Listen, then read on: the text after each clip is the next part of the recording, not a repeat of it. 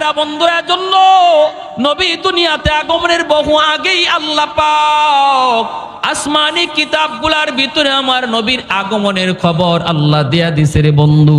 আল্লাহ পাক রব্বুল আলামিন বলতেছে, মুহাম্মাদুর রাসূলুল্লাহ ওয়াল্লাযীনা মাহু আশিদ্দাউ আলাল কুফফার রুহামাউ বাইনাহুম তারাহুম রুকআন সুজদান ইয়াবতাগুনা ফাদলাম মিনাল্লাহি ওয়া রিদওয়ানা সীমাহুম ফি উজুহিহিম মিন আথারিস সুজুদ যালিকা মাসালুহুম ফিত তাওরাতি ওয়া মাসালুহুম ফিল ইনজিল। তাওরাত কিতাবের ভিতরে আমার নবীর আলোচনা আছে না নাই? ইনজিল কিতাবের মধ্যে আছে না নাই? এজন্য তাওরাত কিতাবের 400 জন পণ্ডিত, তাওরাত কিতাবের 400 জন পণ্ডিত ইয়ামেনের বাদশা তুব্বায় আউয়াল হিময়ারি, ওই বাদশার দরবারে তাওরাত কিতাবের 400 আলিম তারা থাকেন। তারা বাদশাকে জানাইছে, বাদশা আমরা তো এখন তাওরাত কিতাব মানতেছি, আখিরি জমানায় একজন নবী আগমন করবে, ওই নবীর কাছে আল্লাহ পাঠাইবে কোরআন, আর নবীর আগমনের জন্ম হবে মক্কার জমিন, নবী হিজরত করে যাবেন মদিনাতুল মুনাওয়ারায়। তাওরাত কিতাবের ভিতরে আমরা সব পেয়েছি।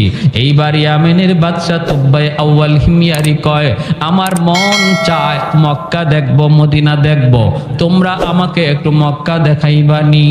এই বইলা 400 জন আলেমকে সাথে লইয়া ইয়ামেনের বাদশা তুব্বাই আউয়াল হিময়ারি আমার নবীর জন্মের 1000 বছর আগে, আল্লাহু আকবার জোরে বলেন, ইতিহাস প্রসিদ্ধ এক ইতিহাসের কিতাব আল বেদায়া ওয়ান নেহায়া, এই কিতাবের ভিতরে ঘটনা এনেছেন নবীর সম্মানের কথা। কি বলবো, আমার নবীর জন্মের আগের শানের কথাটা শুধু শুনেন, মনোযোগ দিয়া শুনেন।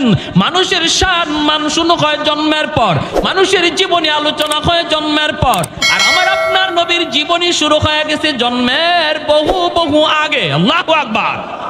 ইয়ামেনের বাদশা কয়, আমি মক্কায় যাব, 400 জন আলেম সঙ্গে লইয়া, বিশাল সৈন্যবহর সাথে লইয়া তারা মক্কার ভিতরে ঢুকতে যাবে। মক্কার ভিতরে মাত্র ঢুকতে যাবে রে ভাই, ইয়ামেনের বাদশা দেখে মক্কার কোনো মানুষ তারে স্বাগতম জানাইতে বের হয় না। বাদশার মাইন্ডে বড় লাগলো, বাদশা বড় মাইন্ডে লাগলো। বাদশা আলেমদেরকে বলতেছে, ঘটনা কি?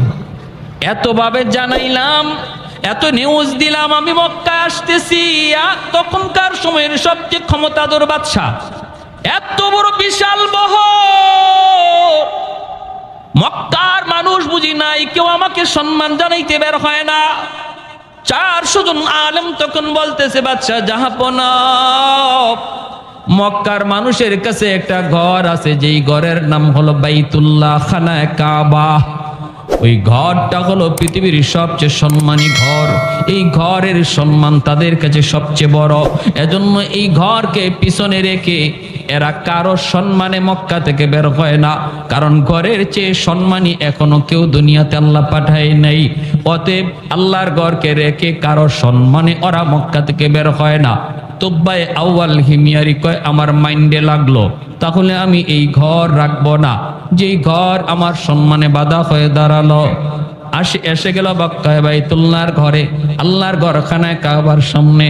400 জন আলেম বাধা দেয়, ও বাদশা জাহাপনা, সব জায়গায় আঙ্গুল দিও না, সব জায়গায় তুমি বিয়াদবি কইরো না, সব বিয়াদবি আল্লাহ সইতে পারে, আল্লাহর ঘরের সাথে বিয়াদবি আল্লাহ সইতে পারে না। সব বিয়াদবি আল্লাহ সইতে পারে, কিন্তু আল্লাহ তার বন্ধুর সাথে বিয়াদবি সইতে পারে না। আওয়াজ দেয়া বলেন ঠিক কিনা? এজন্য নবীর সাথে যারা এই বিয়াদবি করেছে, নবীর যুগে প্রত্যেকটা বিয়াদবরে আল্লাহ ধরছে। আল্লাহ কয়, আমি আল্লাহ আমার কথা সইতে পারবো, আমার বন্ধুরে গালি দিলে আমি সইতে পারি না। আর নবী কয়, আমি নবী আমার গালি সইতে পারি, আমার আল্লাহরে গালি দিলে আমি নবী সইতে পারি না। বন্ধু বন্ধুর জন্য কতটা পাগল! বাইতুল্লাহ হাত দিয়া দিবে ভাঙ্গার জন্য 400 জন আলেম বাধা দেয়, এরপরও তুব্বাই আউয়াল হিময়ারি বাধা মানতে রাজি না। হাতটা দিয়ে দেয়, হাতটা দিয়ে দেয়। আলেম ওলামারা বাধা দেয়, বাধা মানে না। যেই মাত্র হাতটা আল্লাহর ঘরে মাত্র লাগাইলো ভাঙ্গার নিয়তে, সাথে সাথে নাক মুখ দিয়া রক্ত বের হওয়া শুরু হলো, ফিনকে দিয়া রক্ত বের হওয়া শুরু হলো। বাদশার সাথে সাথে যেই জায়গায় দাঁড়ানো ছিল জায়গার মধ্যেই দাঁতি লেগে গেল, মরে যাবে মরে যাবে, রক্ত বক্ত বন্ধ হয় না। এইবার আলেমরা বলতেছে বাদশাহ বারবার বলেছিলাম বেয়াদবি সব জায়গায় আল্লাহ সহ্য করে না, কেন তুমি এমনটা করতে গেলা? বাদশাহ তখন কয় আমি মাপ চাই গো, আমাকে মাফ করো, আমি বুঝি নাই। কয় আল্লাহর ঘর ধরে আবার তুমি মাপ চাও? যেই মাত্র আল্লাহর ঘর ধরে আবার মাপ চাইছে, মালিক আমি ভুল করে ফেলেছি, আল্লাহর সাথে সাথে তওবা কবুল করে তারে সুস্থ বানায় দিছে। বলুন তো সুস্থতার চাবিকাঠি কার হাতে? আরো জোরে বলেন না, কার হাতে? এই ইয়াকিন আছে তো? হ্যাঁ, সাবধান, এটা মনে রাখবেন না ওই জায়গার পানি গায়ে লাগাইলে সুস্থ হয়ে যাবেন, অমুকে ফু দিলে পরে আপনি সুস্থ হয়ে যাইবেন, এই ধরনের ইয়াকিন রাখা যাবে না। সুস্থতার মালিক কে? আল্লাহ। এখন বাদশাহ কয় যেই ঘরে এত দামি ঘর, এই ঘরে আমি একটা খেদমত করব। তারা কয় কি খেদমত? কয় আমি আল্লাহর ঘরের গিলাফ লাগাইয়া দিব। আমার নবীর জন্মের 1000 বছর আগে আল্লাহর ঘর খানায় কাবার গিলাফ লাগাইলো যে ব্যক্তি, সে হলো ইয়ামেনের বাদশাহ তুব্বাই আউয়াল হিময়ারি। কে উল্লেখ করেছেন? প্রসিদ্ধ ইতিহাসবিদ আল বেদায়া ওয়ান নেহায়া কিতাবের ভিতরে। মায়ার নবী দয়ার নবী জন্মগ্রহণ করলেন। নবী জন্মগ্রহণ করলেন, মক্কার পাশ থেকে মানুষজন মহিলারা বাচ্চা নেওয়ার জন্য আসতেছে লাইন ধরে। নবীর দুধমা হালিমা সাদিয়া তিনিও আসতেছেন লাইন ধরে। বান্ধবীদের সাথে হালিমা সাদিয়ার উটনিটা কোনোভাবেই সাথে পাল্লা দিয়া পারে না, কারণ হালিমা সাদিয়ার উটনিটা বড় দুর্বল। আল্লাহর নবী রহমতের নবী মার কুলে জন্মের আগেই তো নবী বাবা হারাইলেন। আমার নবী তো এতিম। হালিমা সাদিয়া বান্ধবীদের সাথে পাল্লা দিয়ে পারলেন না, ওরা আগে চলে আসলো, কারণ উট ছিল তার বড় দুর্বল, হাঁটতে পারে না। বান্ধবীরা আগে আইসা একে একে ভালো ভালো ঘর থেকে বাচ্চাগুলি টাকার বিনিময়ে নিয়ে গেল। আমার নবীর দরজার সামনে যে হাজির হয়, হাজির হয়ে কয় বাচ্চা আসেনি? নবীর মা আমেনা কয় আছে তো। কয় বাবা আসেনি? নবীর আম্মা চোখের পানিটা মুছে আর কয় না, আমার সন্তানের বাবা নাই, আমার সন্তান মোহাম্মদ ইয়েতিম, আমার সন্তান আব্বা কইয়া ডাক দিতে পারে না। বাবা ডাক দেওয়ার ভিতরে কত মজা আমার নবী জানে না, আব্বু ডাকটার মধ্যে কত মজা আমার নবী জানেন না। কয় না না, এতিম সন্তান নেওয়া যাবে না, নাইলে আমরা বকশিশ বেশি পাবো না। মহিলারা একে একে চলে গেল, কেউ নবীকে নিল না। হালিমা সাদিয়া সবার পরে মক্কায় ঢুকলেন। সবাই তো ভালো ভালো ঘর থেকে বাচ্চা নিয়ে গেছে, হালিমা সাদিয়ার ভাগ্য আমার নবীর দরজায় তারে নিয়ে আসছে। হালিমা সাদিয়া দরজার সামনে আইসা বলতেছে বাচ্চা আসেনি? নবীর আম্মা কাঁদেন আর বলেন আমার সন্তানের তো বাবা নাই। আছে তো বাচ্চা, বাবা নাই, এতিম, তুমি নিবানি। হালিমা সাদিয়া দরজার বাহির থেকে বলতেছে দরজাটা একটু খুলো, তোমার মানিকের চেহারাটা এক নজর দেখাও, এরপরে সিদ্ধান্ত নিব আমি নিব কি নিব না। দরজাটা খোলার পর আমার নবীর চেহারাটা দেখা মাত্র হালিমা সাদিয়া আল্লাহু আকবার বলে আওয়াজ দিয়া উঠলেন। আল্লাহু আকবার। হালিমা সাদিয়া কই গো আমেনা, আমি হালিমা জীবনে কত সুন্দর সন্তান দেখেছি, এত সুন্দর বালক আমি জীবনে কোনোদিন দেখি নাই। আমেনা বলতেছে তুমি কেমনে দেখবা, আমিও তো দেখি নাই। আল্লাহ পাক কয় জিব্রাইল রে, হালিমাও বুঝি আমার বন্ধুর মতো দেখে নাই, মায়ও বুঝি আমার বন্ধুর মতো কাউরে দেখে নাই, তুমি জিব্রাইলে দেখছো নি? জিব্রাইল কয় আল্লাহ পৃথিবীর পূর্ব থেকে পশ্চিম, উত্তর থেকে দক্ষিণ, তামাম দুনিয়া আমি জিব্রাইল সফর করেছি। কসম খোদার মালিক, তোমার বন্ধুর মতো দ্বিতীয় আরেকজন সুন্দর আমি পৃথিবীর কোথাও পাই না। আল্লাহ পাক কয় জিব্রাইল তুমি কেমনে দেখবা, আমিনা কেমনে দেখবে, হালিমাও কেমনে দেখবে? আমি আল্লাহ কি বলি শুনো, আমি তো খালিক, আমি তো মালিক, আমি তো মানুষ বানাই। আমি আল্লাহ বলতেছি আমার বন্ধুর মতো দ্বিতীয় আর একজন পৃথিবীতে আমি অতীতে বানাই নাই, ভবিষ্যতেও বানাবো না।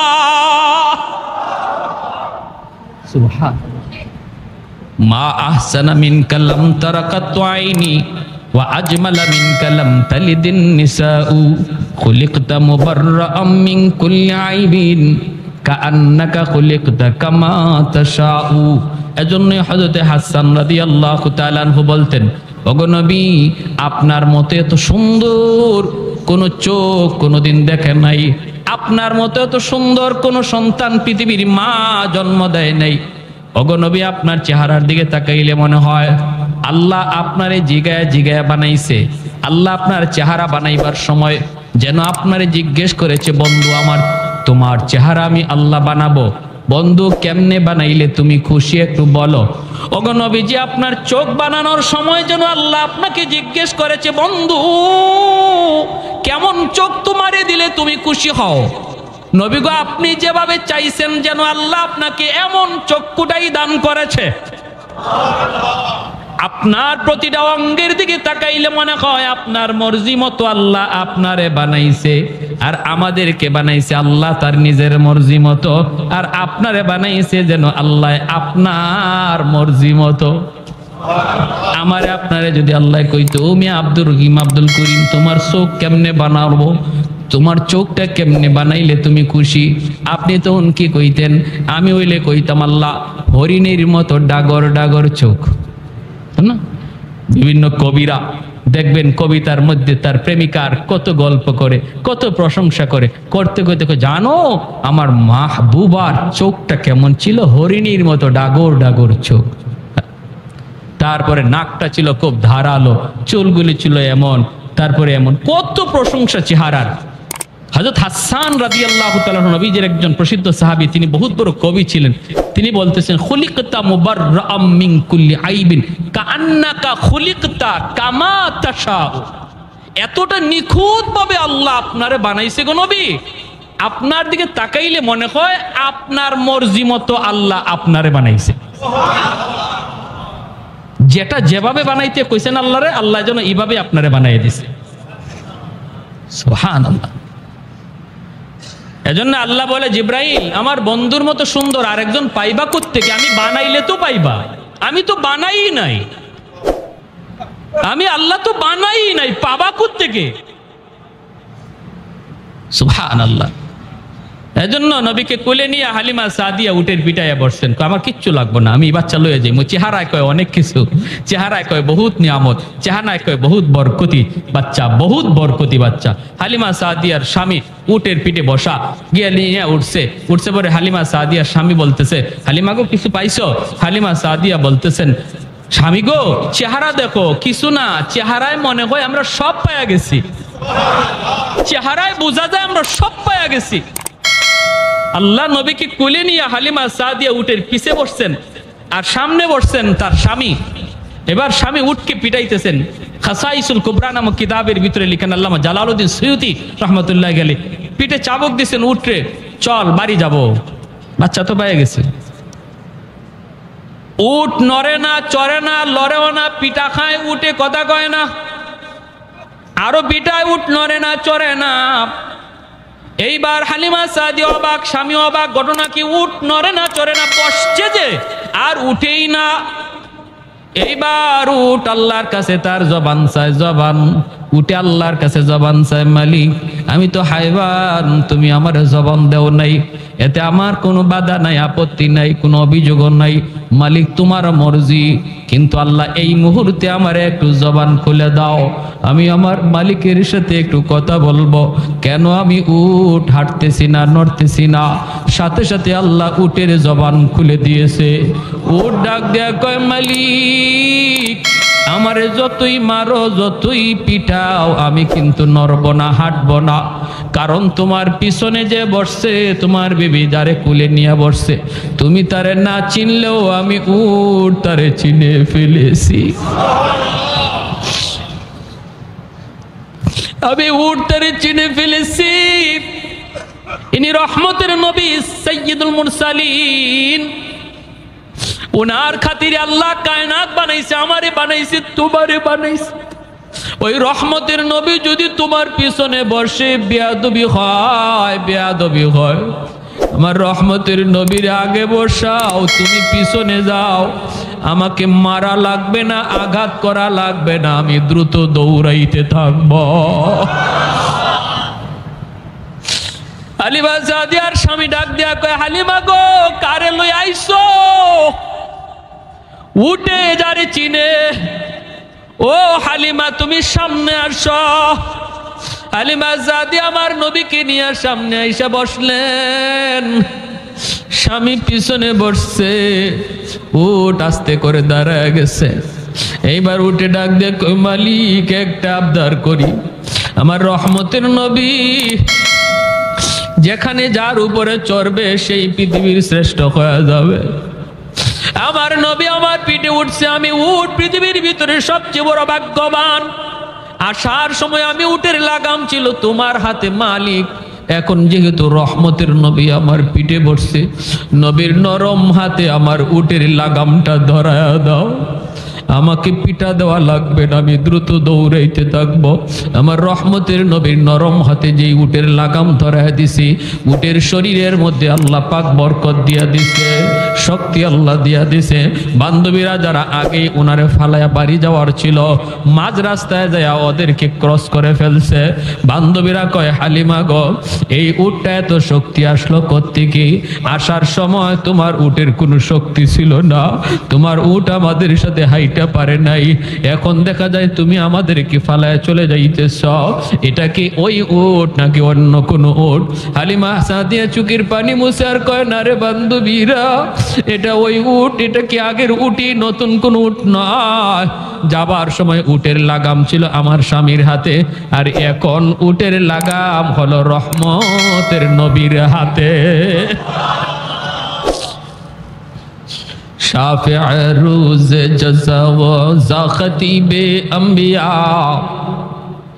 शाफ़िअ रूज़ जज़ा व ज़ा ख़तीबे अंबिया, साहिब हौज़ लिवाज़िल ले खुदा रूज़ अतीद, साहिब हौज़ लिवाज़िल ले खुदा रूज़ अतीद, साहिब असरार ऊना मुझसे अकबर बरमला, इल्मे ऊ अज अव्वलिनो आखिरी अंदर मजीद, रहमतुल्लिल आलमी खंदश खुदावंद करीम, खल्को खुल्को कौलो फ़िलो हदियो सिमते ऊ हमीद।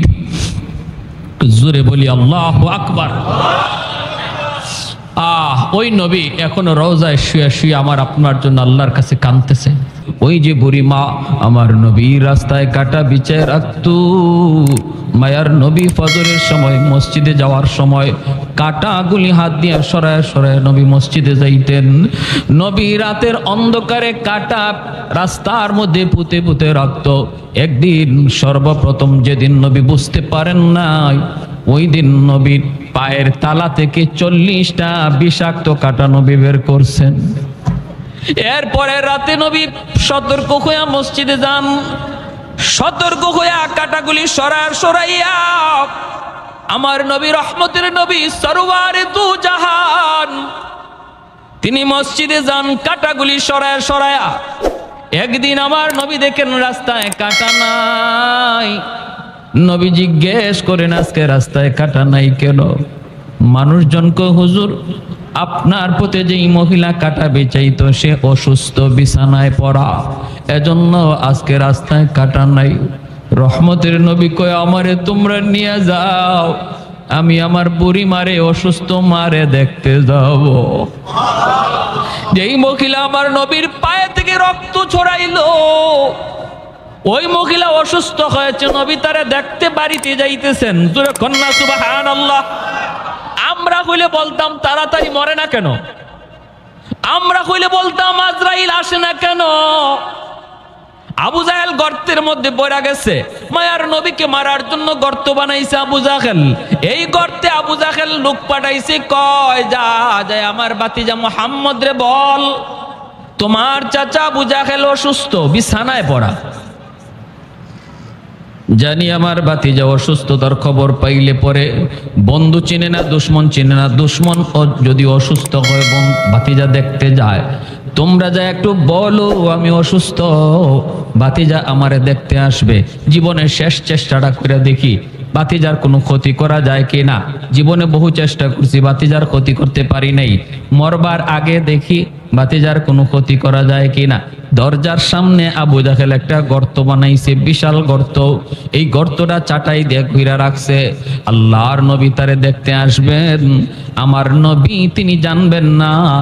আর পা দেওয়া মাত্রই নবী গর্তে চলে যাবেন। উপর থেকে আবু জাহেল লোকগুলি নিয়ে নবীকে মাটি দিয়ে ফেলবে। নাউজুবিল্লাহ, জোরে কর। এত বড় চক্রান্ত, নবীকে জিন্দা কবর দিয়া দিতে চায় আবু জাহেল।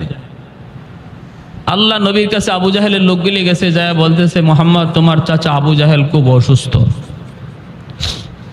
সারা জীবন দুশ্মনী করছে না নবীর সাথে, যেই মাত্র অসুস্থ বলছে আল্লাহ নবী বলতেছেন তাই নাকি, আমার চাচা অসুস্থ, আমাকে নিয়ে চলো। কি ভাই, এত বড় দুশ্মন অসুস্থ, আল্লাহ নবী বলে আমাকে নিয়ে চলো, আমার চাচারে দেখতে যাব।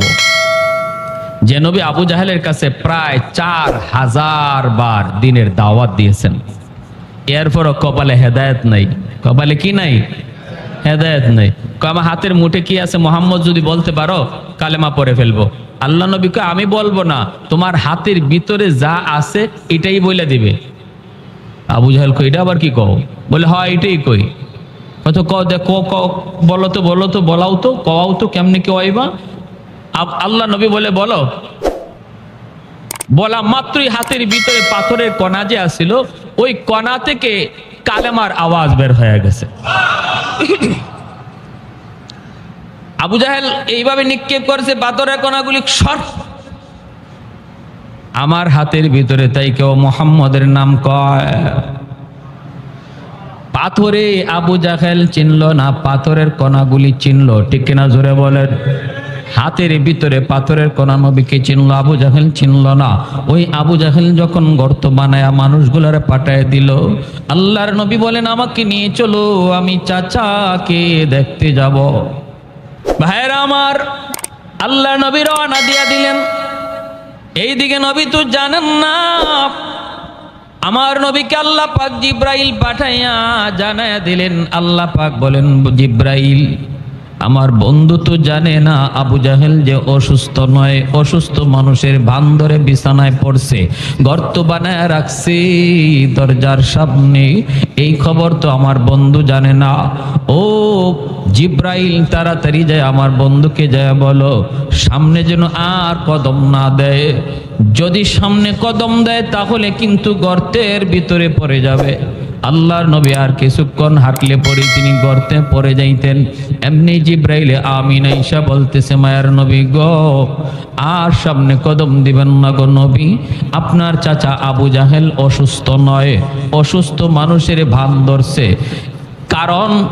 কারণ হলো দরজার সামনে একটা গর্ত বানাইছে, ওই গর্তের ভিতরে আপনাকে ফালায়া মারতে চায়। আল্লাহ নবীর সাথে সাথে দাঁড়ায় গেলেন। রিটার্ন নবী চলে যাইতেছেন। জিব্রাইল কানে কানে বলে দিছে নবী দেখছে, লোকগুলি দেখে নাই। ওরা বলতেছে ভাতিজা মুহাম্মদ তুমি কি যাবা না? নবী বলেন আমি যাব না, তোমরা যাও। ওরা কয় হায় হায়, আসলো দেখলাম, এখন আবার জায়গা, কারণ কি? এই ফাঁকে আমার নবীরে জানাইছেন কে? আর একটু জোরে বলেন কে? আবু জাহেল নবীরে মারতে চাবে আর আল্লাহ বসে বসে দেখবে। আর একটু জোরে বলেন, দেখবে নাকি? আমার নবীর কোনো ক্ষতি হবে আর মালিক চায় চায় দেখবে, এটা হতে পারে না। কারণ একজন আর একজনের বন্ধু, ঠিক কিনা জোরে বলেন? বন্ধু বিপদে পড়লে আরেক বন্ধু জান ধরে দেয়। এজন্য আল্লাহ পাক রব্বুল আলামিন কয় বন্ধু বডিগার্ড তোমার লাগবে না, সাহাবীর বডিগার্ড লাগবে না, ডানে লোক লাগবে না, বামে লোক লাগবে না, দিনে পাহারাদার লাগবে না, রাতে পাহারাদার লাগবে না। আল্লাহু ইয়াসিমুকা মিনান নাস, ও ও বন্ধু, আমি আল্লাহ ঘোষণা দিলাম, ডানো আমি আল্লাহ তোমার সামনে, আমি আল্লাহ পিছনেও আমি আল্লাহ তোমার সামনে, ডান দিকেও আমি তোমার সামনে, বাম দিকেও আমি আল্লাহ তোমার সামনে, উপরেও আমি আল্লাহ তোমার সামনে। বন্ধু, আমি নিজেই তোমার পাহারাদার। এজন্য আল্লাহ পাক জানায় দিলেন, জিব্রাইল আমিন যেই মাত্র আমার নবীকে খবর দিলেন, নবী আর সামনে যান না, মায়ার নবী রিটার্ন চলে আইতেছেন। লোকগুলা যায় বলতেছেন, নেতা, ও নেতা, আর ঘুমায় থাকা লাগবে না, উঠে যাও, বাতিজা তোমার আসে নাই। আবু জাহেল লাভ দিয়ে বিছানা থেকে উঠছে। কস কি বলে? হ আসছিল ভালোই, কে কি কইলো কাউরে দেখলামও না, আবার চলে যাইতেছে। আবু জাহেল বিছানা থেকে ওইটা কয়, কই আমার বাতিজা কই? কইয়া দরজা দিয়া লাভ দিছে, দৌড় দিছে। এই দৌড় দিতে যায় ওর নিজের খবরও নাই, নিজে যে গর্ত বানায় রাখছে এই গর্তে নিজে যায় পড়ছে। যেই গর্ত আমার নবীর জন্য বানাইছিল এই গর্তে কে পড়ছে? আবু জাহেল। কে পড়ছে? আবু জাহেল যেই মাত্র গর্তের ভিতরে পড়লো, আল্লাহ পাক গর্তকে ডাক দেয়া কয়, এরে গর্ত, তোর পেটে এইবার কে ঢুকছে? কয়, আল্লাহ তোমার দুশমন, তোমার বন্ধুর দুশমন। আল্লাহ কয়, এরে গর্ত, তুই গর্ত আরো বেশি করে গভীর হইয়া যা, এরে যদ্দূর নিচে নিতে পারস ল। এখন আবু জাহেল খালি নিচে যায়। লোকজনে ডাক দিছে, আমারে তুল, আমারে তুল, আমারে উঠা। আবু জাহেল হাত বাড়াইছে, লাগাল পায় না। আবু জাহেল কই, মুই ফালা, মুই চং ফালা, কয় চংও লাগাল পায় না। রশি ফালা, রশি তো লাগাল পায় না। এইবার আবু জাহেল নিচ থেকে কয়, আমি বুঝে ফেলেছি গন্ডগোল কোন জায়গায়।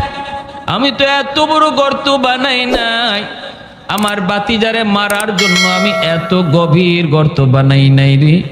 আমি তো ফরার পরে বুঝতেছি আমি কই ঢুকছি। অতএব আমাকে এখান থেকে তোরা কেউ তুলতে পারবে না। আমাকে যদি আজকে উঠাইতে হয়, তুলতে হয়, আমার বাতিজা মোহাম্মদ লাগবে। কেমন চিনাটা চিন্ত বুঝে না বুঝে? তোরা একটু যা, আমার বাতিজা মোহাম্মদ রে যা বল, আমি গর্তে পড়া গেছি, তোলার জন্য সহযোগিতা লাগবে।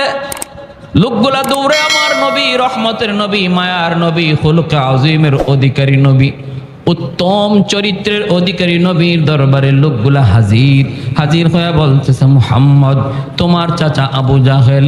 নবী বলতেছে, আমার চাচা আবু জাহেল কি হইছে?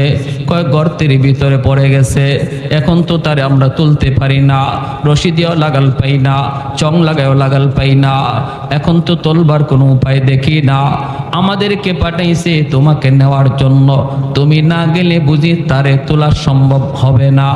আল্লাহর নবী ভালো করে জানেন এই গর্তটা বানাইছিল নবীকে মারার জন্য।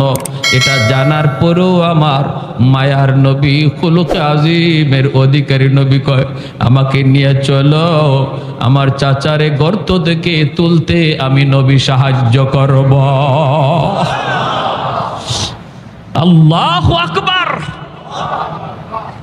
এ ভাই, আমরা বলে বলতাম কি, গর্তে পড়ছে তো ভালো হয়েছে, এখন উপর থেকে মাটি দিয়া কবর দিয়া ফেলো, বলতাম না? ও গর্তে গেছে তো ভালোই হয়েছে, ওর আরো আগেই গর্তে যাওয়ার প্রয়োজন ছিল। কিন্তু মায়ার নবী, দয়ার নবী তখনও কোনো অভিযোগ করেন না।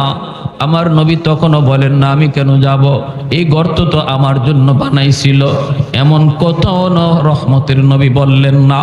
এজন্য আল্লাহকে, বন্ধু, এমন এক আখলাক আমি আল্লাহ তোমারে দিয়েছি, দুশ্মনের জন্য তুমি রহমতের দোয়া করো, দুশ্মনের জন্য তুমি রহমতের দোয়া করো, ওই আখলাকটা আমি আল্লাহ তোমারে দিয়েছি। আল্লাহ নবী গর্তের কিনারায় আসলেন, আয়েশা নবী ডাক দিলেন, চাচা কেমন আছেন? আবু জাহেল গর্তের ভিতর থেকে বলতেছে, বাতিজা আমি কেমন আছি তুমি তো দেখতেছো, তুমি তো নিজেই দেখতেছো, চাচা খবর কি, ঘটনা কি? আবু জাহেল কয়, বাবারে ঘটনা তো তুমি সব জানো, তোমারে তোমার আল্লাহ জানায় দিছে। এ বাতিজা মুহাম্মদ, বিশ্বাস কর বাবা, কসম করে বলি আমি এত গভীর গর্ত তোমার জন্য বানাই নাই। আমি পড়ার পরে, আমি গর্তে পড়ার পরে দেখতেছি যে গভীর, এত গভীর আমি করি নাই। আমার হাতে লাগাল পায় না, চঙে লাগাল পায় না, রশি দিয়া লাগাল পায় না। অতএব বাতিজা আমার বুঝতে বাকি নাই গন্ডগোল আসমানে লাগছে। আগুন লাগায়া দিছি আমি আসমানে, পানি দেয় যদি জমিনে, কোনোদিন আগুন নিভবে না। বাতিজা মুহাম্মদ, ও মুহাম্মদ একটু তুলো বাবা, তুমি যদি হাত না বাড়াও আমাকে কেউ গভীর গর্ত থেকে তুলতে পারবে না। আল্লাহর নবী তখন বলতেছেন, চাচা গো, 4000-এর বেশি বার আপনার কাছে দাওয়াত লইয়া গেছি, মাথায় পর্যন্ত আঘাত করে রক্ত ঝরাইছেন, এরপর আমি দাওয়াত দেওয়া বন্ধ করি নাই। ও চাচা, জীবনের শেষ সময় গর্তের উপর থেকে তুমি অন্তত বলো, এতটুকু যখন বুঝলা আমি হাত না বাড়াইলে তুমি উঠতে পারবা না, এতটুকু যখন বুঝছো বাকিটা তুমি বুঝো না কেন? আবু জাহেল কয়, বাবারে বাকিটাও বুঝবো, আগে উপরে তুলো। বাকিটাও হবে, আগে উপরে তুলো। আল্লাহর নবী কয়, তুমি ওয়াদা করো, ওয়াদা করো।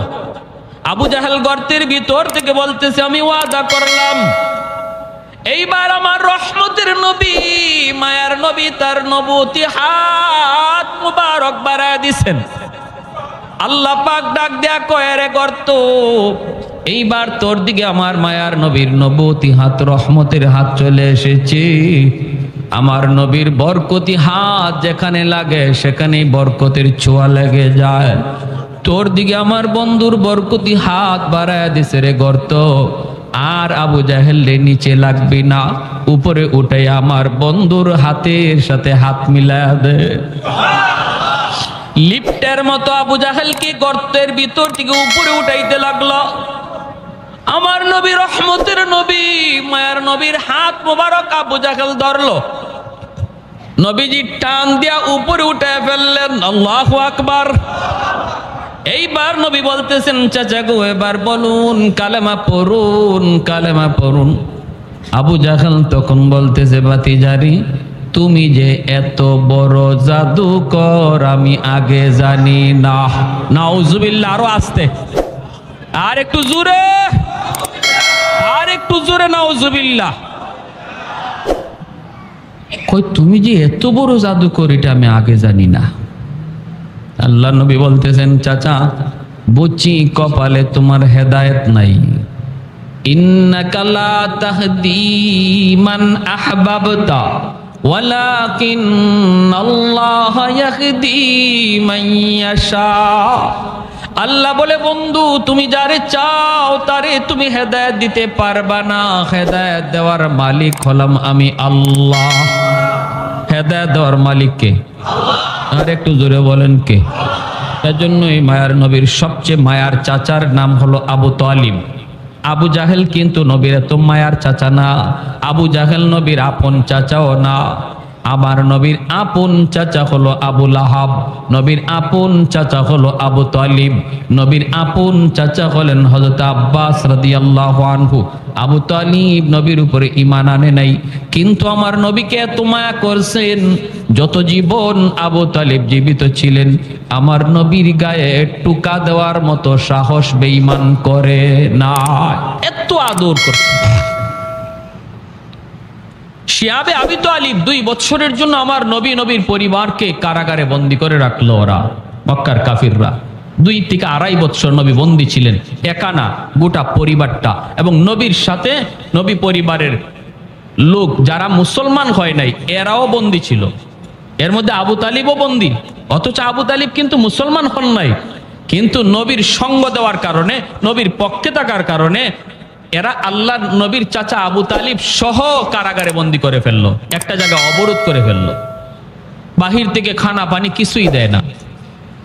1 বছর নয়, 2 বছর, 2.5 বছর পর্যন্ত চলে গেছে। শিশু বাচ্চারা কান্নায় অস্থির হয়ে যাইতো, মার বুকের দুধটা পর্যন্ত শুকায় গেছে। ওই অবস্থায় আমার নবী, রহমতের নবী বলেন, ওই কারাগারে আমি নবী গাছের পাতাও খাইছি, এত যন্ত্রণা, এত যন্ত্রণা। রাতের অন্ধকারে আমার পায়ের নিচে নরম কি যেন একটা জিনিস পড়ছে, পেটের ক্ষুধায় যন্ত্রণায় সাহাবীরা রে, ওই দিন আমি পায়ের নিচ থেকে উঠাইয়া কি খাইছিলাম পেটের ক্ষুধায় আমি নবী আজও জানি না, আজও আমি জানি না ওই দিন কি খাইছিলাম। সেই আবু তালিব আমার নবী, রহমতের নবী, ওই বন্দি দশায় নবী যেই খাটের মধ্যে ঘুমাইতেন, আবু তালিব আল্লাহ নবীর ঘরের চতুর্দিকে পাহারা দিতেন, পাহারা, দরজার সামনে পাহারা দিতেন। নবী একদিন ঘুম থেকে উঠে গেছেন, ওইটা বলতেছেন চাচা আপনি ঘুমান না, রাত গভীর হয়ে গেছে আপনি বুঝি ঘুমান না? আবু তালিব বলতো বাতিজা মুহাম্মদ, বাতিজা আমার ভয় হয়, আবু জাহেলের লোকগুলা রাতের অন্ধকারে তোমার ঘরে ডুইকা তোমার কোনো ক্ষতি করে ফেলে কিনারে বাতিজা, এজন্য আমি রাতে ঘুমাইতে পারি না, ঘুম থেকে লাফ দিয়ে উঠে যায় আমার বাতিজার জানি কি হইতেছে। আল্লাহ নবী এজন্য আবু তালিবের ইন্তেকালের সময় মায়ের নবী চোখের পানি ঝরে ঝরে কাঁদতেছেন, আর কাছে যায় বলতেছেন চাচা গো একবার শুধু আমার কানে কানে আপনি কালেমাটা পড়ে নিন, কিয়ামতের ময়দানে আমি নবী আপনারে না লইয়া জান্নাতে যাইমু না। আল্লাহ নবী এত অনুনয় বিনয় করে চোখের পানিটা জড়ায় জড়ায় নবী কাঁদতেছেন আর বলতেছেন। আবু জাহেল, উতবা, সাইবা লোকগুলা পাশে দাঁড়ায় আছে, ওরা দেখতেছে আবু তালিব মনে হয় কালেমা পড়ে ফেলবে। এমনি আবু জাহেল ডাক দেয়া কয় আবু তালিব তুমি আমাদের নেতা ছিলা, সারা জীবন বাপদাদার ধর্মের উপরই ছিলা, মৌতের সময় যদি মুহাম্মদের ধর্ম লইয়া মরো মক্কার মানুষ তোমারে কাপুরুষ কইব, কাপুরুষ। কি কয় শুনছেন? মক্কার মানুষ তোমারে কাপুরুষ কইব, মৌতের সময় মুহাম্মদের ধর্ম লইয়া মরছে, ভাতিজার ধর্ম লইয়া মরছে। এ আবু তালিব তুমি চিন্তা করে দেখো। এইভাবে যখন বলছে আমার নবী, রহমতের নবীকে আবু তালিব বলতেছে বাতিজা আমি ভালো করে জানি রে বাতিজা তুমি সত্য, তুমি নবী সত্য, তোমার ধর্ম সত্য, এরপরও পারলাম না আমি, মৃত্যুর পর ওরা আমাকে অপবাদ দিবে। এভাবে ইমান সারাই তার ইন্তেকাল হলো। নবী চোখের পানিটা জড়ায় জড়ায় কাঁদতেছেন। ওই সময় আমার আল্লাহ আয়াত নাজিল করে কয় বন্ধু তুমি যারে ভালোবাসো তারে তুমি হেদায়েত দিবা, বিষয়টা এমন না, হেদায়েতের খাজানার মালিক হলাম আমি আল্লাহ। জাহান্নামের সর্বনিম্ন শাস্তিটা দেওয়া হবে নবীর চাচা আবু তালিবকে, এক জোড়া জুতা পরায় দেওয়া হবে জাহান্নামের। আল্লাহ নবী বলেন এই জাহান্নামের এক জোড়া জুতা পরানো হবে। কেন? পায়ের তালার মধ্যে এই জুতাটা। এরও একটা হিকমত লিখছেন মুহাদ্দিসিনে কেরাম হাদিসে।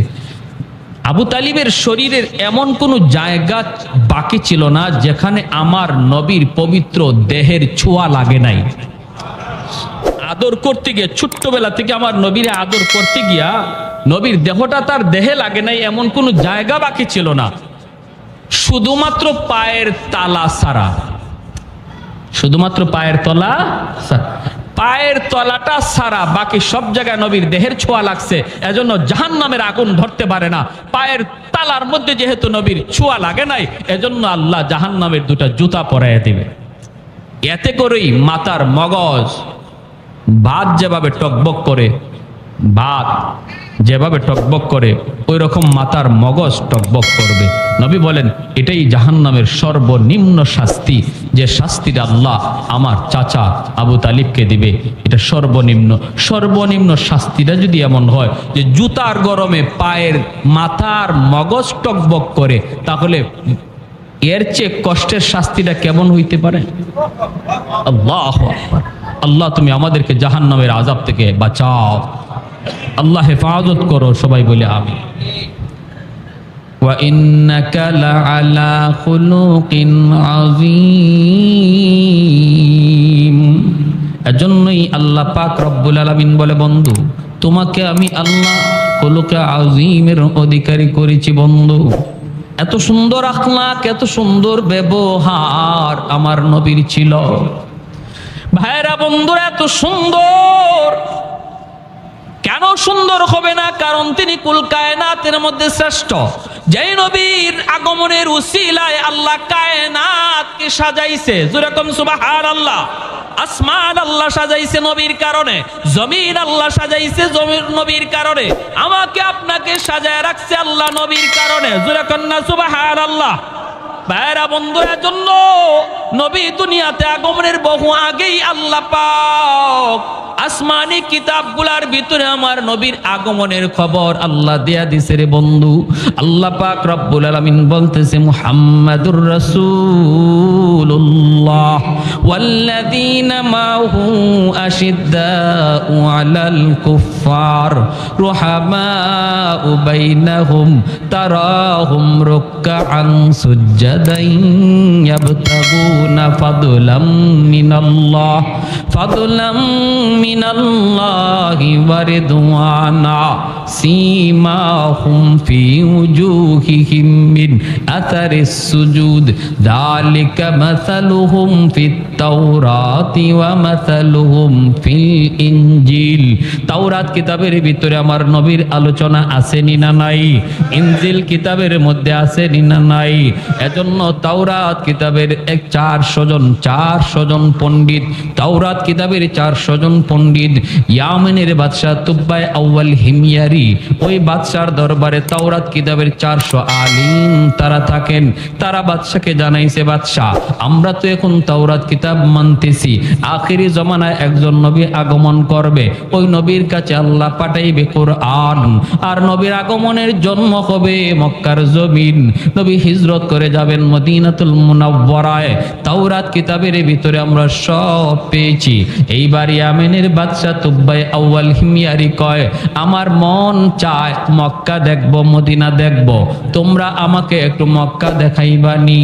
এই বইলা 400 জন আলেমকে সাথে লইয়া ইয়ামেনের বাদশা তুব্বাই আউয়াল হিময়ারি আমার নবীর জন্মের 1000 বছর আগে, আল্লাহু আকবার জোরে বলেন, ইতিহাস প্রসিদ্ধ এক ইতিহাসের কিতাব আল বেদায়া ওয়ান নেহায়া, এই কিতাবের ভিতরে ঘটনা এনেছেন নবীর সম্মানের কথা। কি বলবো, আমার নবীর জন্মের আগের শানের কথাটা শুধু শুনেন, মনোযোগ দিয়া শুনেন। মানুষের সম্মান শুরু হয় জন্মের পর, মানুষের জীবনী আলোচনা হয় জন্মের পর, আর আমার আপনার নবীর জীবনী শুরু হয়ে গেছে জন্মের বহু বহু আগে। আল্লাহু আকবার। ইয়ামেনের বাদশা কয়, আমি মক্কায় যাব। 400 জন আলেম সঙ্গে লইয়া, বিশাল সৈন্যবহর সাথে লইয়া তারা মক্কার ভিতরে ঢুকতে যাবে। মক্কার ভিতরে মাত্র ঢুকতে যাবে রে ভাই, ইয়ামেনের বাদশা দেখে মক্কার কোনো মানুষ তারে স্বাগতম জানাইতে বের হয় না। বাদশার মাইন্ডে বড় লাগলো, বাদশা বড় মাইন্ডে লাগলো। বাদশা আলেমদেরকে বলতেছে, ঘটনা কি? এতভাবে জানাইলাম, এত নিউজ দিলাম আমি মক্কায় আসতেছি, তখনকার সময়ের সবচেয়ে ক্ষমতাধর বাদশা, এত বড় বিশাল বহর, মক্কার মানুষ বুঝি নাই, কেউ আমাকে সম্মান জানাইতে বের হয় না। 400 জন আলেম তখন বলতেছে, বাদশা জাহাপনা, মক্কার মানুষের কাছে একটা ঘর আছে, যেই ঘরের নাম হলো বাইতুল্লাহ, খানায়ে কাবা। ওই ঘরটা হলো পৃথিবীর সবচেয়ে সম্মানী ঘর, এই ঘরের সম্মান তাদের কাছে সবচেয়ে বড়। এজন্য এই ঘরকে পিছনে রেখে এরা কারো সম্মানে মক্কা থেকে বের হয় না, কারণ ঘরের চেয়ে সম্মানী এখনো কেউ দুনিয়াতে আল্লাহ পাঠায় নাই। অতএব আল্লাহর ঘরকে রেখে কারো সম্মানে ওরা মক্কা থেকে বের হয় না। তুব্বাই আউয়াল হিময়ারি কয়, আমার মাইন্ডে লাগলো, তাহলে আমি এই ঘর রাখবো না, যেই ঘর আমার সম্মানে বাধা হয়ে দাঁড়ালো। এসে গেল মক্কায় বাইতুল্লাহর ঘরে, আল্লাহর ঘরখানায় কাবার সামনে। 400 জন আলেম বাধা দেয়, ও বাদশা জাহাপনা, সব জায়গায় আঙ্গুল দিও না, সব জায়গায় তুমি বিয়াদবি কইরো না। সব বিয়াদবি আল্লাহ সইতে পারে, আল্লাহর ঘরের সাথে বিয়াদবি আল্লাহ সইতে পারে না। সব বিয়াদবি আল্লাহ সইতে পারে, কিন্তু আল্লাহ তার বন্ধুর সাথে বিয়াদবি সইতে পারে না। আওয়াজ দেয়া বলেন ঠিক কিনা? এজন্য নবীর সাথে যারা এই বিয়াদবি করেছে, নবীর যুগে প্রত্যেকটা বিয়াদবরে আল্লাহ ধরছে। আল্লাহ কয়, আমি আল্লাহ আমার কথা সইতে পারবো, আমার বন্ধুরে গালি দিলে আমি সইতে পারি না। আর নবী কয়, আমি নবী আমার গালি সইতে পারি, আমার আল্লাহরে গালি দিলে আমি নবী সইতে পারি না। বন্ধু বন্ধুর জন্য কতটা পাগল। বাইতুল্লাহ হাত দিয়া দিবে ভাঙার জন্য 400 জন আলেম বাধা দেয়, এরপরও তুব্বায় আউয়াল হিমিয়ারি বাধা মানতে রাজি না। হাতটা দিয়ে দেয় আলেম ওলামারা বাধা দেয়, বাধা মানে না। যেই মাত্র হাতটা আল্লাহর ঘরে মাত্র লাগাইলো ভাঙ্গার নিয়তে, সাথে সাথে নাক মুখ দিয়া রক্ত বের হওয়া শুরু হলো, ফিনকে দিয়া রক্ত বের হওয়া শুরু হলো। বাদশার সাথে সাথে যেই জায়গায় দাঁড়ানো ছিল জায়গার মধ্যেই দাঁতি লেগে গেল, মরে যাবে, রক্ত বক্ত বন্ধ হয় না। এইবার আলেমরা বলতেছে বাদশা বারবার বলেছিলাম বেয়াদবি সব জায়গায় আল্লাহ সহ্য করে না, কেন তুমি এমনটা করতে গেলা? বাদশা তখন কয় আমি মাপ চাই গো, আমাকে মাফ করো, আমি বুঝি নাই। কয় আল্লাহর ঘর ধরে আবার তুমি মাপ চাও? যেই মাত্র আল্লাহর ঘর ধরে আবার মাপ চাইছে, মালিক আমি ভুল করে ফেলেছি, আল্লাহর সাথে সাথে তওবা কবুল করে তারে সুস্থ বানায় দিছে। বলুন তো সুস্থতার চাবিকাঠি কার হাতে? আরো জোরে বলেন না, কার হাতে? হ্যাঁ, এই ইয়াকিন আছে তো? হ্যাঁ, সাবধান, এটা মনে রাখবেন না ওই জায়গার পানি গায়ে লাগাইলে সুস্থ হয়ে যাবেন, অমুকে ফু দিলে পরে আপনি সুস্থ হয়ে যাবেন, এই ধরনের ইয়াকিন রাখা যাবে না। সুস্থতার মালিক কে? আল্লাহ। এখন বাদশাহ কয় যেই ঘরে এত দামি ঘর, এই ঘরে আমি একটা খেদমত করব। তারা কয় কি খেদমত? কয় আমি আল্লাহর ঘরের গিলাফ লাগাইয়া দিব। আমার নবীর জন্মের 1000 বছর আগে আল্লাহর ঘরখানায় কাবার গিলাফ লাগাইলো যে ব্যক্তি, সে হলো ইয়ামেনের বাদশাহ তুব্বায়ে আউয়াল হিময়ারি। কে উল্লেখ করেছেন? প্রসিদ্ধ ইতিহাসবিদ আল বেদায়া ওয়ান নেহায়া কিতাবের ভিতরে। এই আল্লাহর ঘরে গিলাফ লাগানো হলো। আজও আল্লাহর ঘরে গিলাফ আছে, পরিবর্তন হয়, বদলানো হয়, কিন্তু সিস্টেম ও তখন থেকে শুরু হয়েছে। এরপরে উলামায়ে কেরাম বলতেছে আর একটু সফর করবেন? আর একটু সফর করব, আমি মক্কার আশপাশ দেখব। ঘুরতেছে একটা রাস্তার কিনারা, একটা রাস্তা দিয়ে তারা হাঁটতেছে।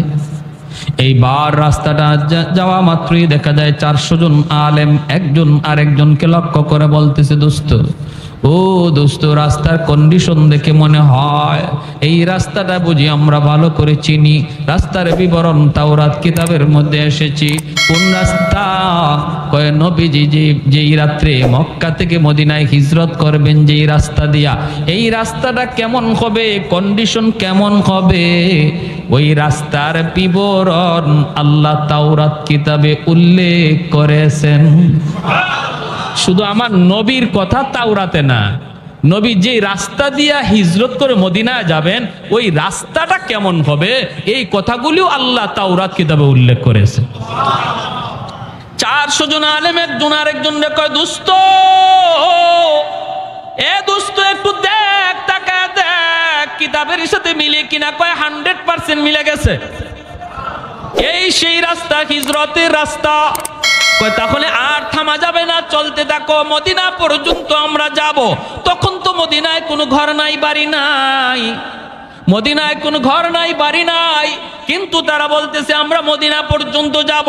কারণ মদিনা কোন জায়গাটা হবে, ওই জায়গার আবহাওয়া কেমন হবে, এই জায়গার এলাকাটা কেমন হবে, আল্লাহ তাও তাওরাত কিতাবে উল্লেখ করেছেন। অতএব আমরা মাটি দেখলে বুঝে ফেলবো এটাই হবে সোনার মদিনা। যাইতেছেন সোনার মদিনায় যাইয়াই 400 জন তাওরাতের আলেম ডানে বামে তাকায়, পাহাড় পর্বত দেখে জমিনের পরীক্ষা করে সবাই শুকরিয়া তান আল্লাহর কদমে সেজদায় পড়ে গেছে। বাদশা বলতেছে উলামায়ে কেরাম আমাকে একটু খুলে বলো না কি হয়েছে? কয় শুকরান আলহামদুলিল্লাহ, আমরা মদিনাতুল মুনাওয়ারার সংবাদ পেয়ে গেছি, সন্ধান পেয়ে গেছি। কয় কোন জায়গা? কয় যেখানে আপনি আমি দাঁড়ায় আছি গো বাদশাহ, এই জায়গায় হবে সোনার মদিনা, যেখানে আখিরি নবী চিরনিদ্রায় শুয়ে থাকবেন। মক্কার আপন মানুষগুলি নবীকে মক্কায় থাকতে দিবে না, রক্তের মানুষগুলো আমার নবীকে পিটায় রক্তাক্ত করবে। সেই নবী চোখের পানি মুইসা মদিনার দিকে হিজরত করবে। আর এই হবে সেই সোনার মদিনা। এখানেই বসতি গড়ে উঠবে, এখানেই নবী শুয়ে থাকবে। এই কথা বলা মাত্র উলামায়ে কেরাম কান্দে আর কয় বাদশা জাহাপনা, আপনি আপনার ইয়ামিন চলে যান, আপনার সৈন্য সামন্ত লয়ে আপনি ইয়ামিন চলে যান। কিন্তু আমরা সিদ্ধান্ত নিয়েছি মদিনার সংবাদ যেহেতু পেয়ে গেছি, সন্ধান যেহেতু পেয়ে গেছি, আমরা বাকি জীবন এই জায়গায় কাটায় দিব। এখানেই যেন আমাদের মরণ হয়, এখানেই যেন আমাদের কবর হয়। আমাদের কবরের পাশ দিয়ে যেন রহমতের নবী হাঁটা চলা করে। আমার নবী রহমতের নবীর পায়ের ধুলায় যেন আমরা কবরের শান্তি পাই। যেরকম সুবহানাল্লাহ। এ ভাই, একটু মনোযোগ দিয়ে শোনো রে নবীর আশিক, একটু তোমার আমার নবীর শান মানের কথাগুলি একটু শোনো। আমি তো শুধু শানের কথাগুলা বলতেছি, আমার নবী এখনো আসেনি নাই দুনিয়ায়। দুনিয়া আসার আগে নবীর শান কি ছিল ওই কথাগুলি শুধু বলতেছি, মনোযোগ দিয়ে শোনো। আজকে কার প্রেমে পাগল হয়েছো তুমি? কোন খেলোয়াড়ের প্রেমে পাগল হয়েছো? কোন মানুষের প্রেমে পাগল হয়েছো? পাগল যদি হওয়ার কথা, মহব্বত যদি তোমার করার কথা, ইশক ভালোবাসা যদি তোমার অন্তরে নেওয়ার কথা, তিনি হবেন তোমার নবী, তোমার কান্ডারি নবী, নবী মুহাম্মাদুর রাসূলুল্লাহ সাল্লাল্লাহু আলাইহি ওয়াসাল্লাম। উলামায়ে কেরাম কই, বাদশা আপনি চলে যান, আমরা ইয়ামেন ফিরে যাব না। আমরা মদিনাতে আমাদের কবর বানাতে চাই, মদিনা যেন আমাদের কবর হয়।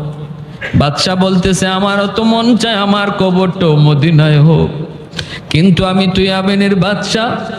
আমি যদি বাদশাহী যদি আমাকে ছাড়তেও হয়, কাউকে বুঝাইতে হবে।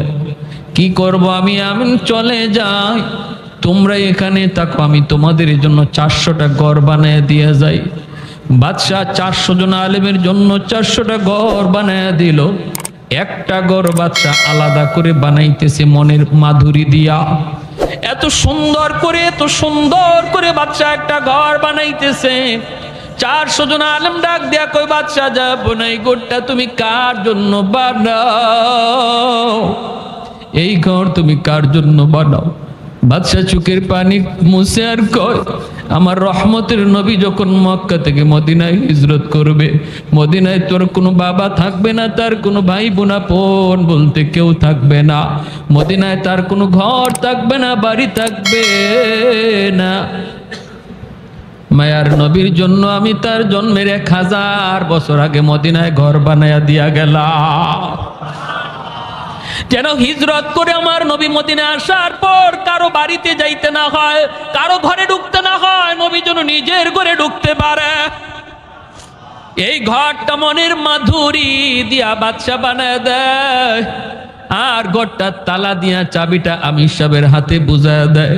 বাদশা কান্দে, আমির সাহেব চাবিটা হাতে নেন, আপনার মৃত্যুর আগে আপনি আপনার চাবিটা আপনার ছেলেরে বুঝায় যাবেন।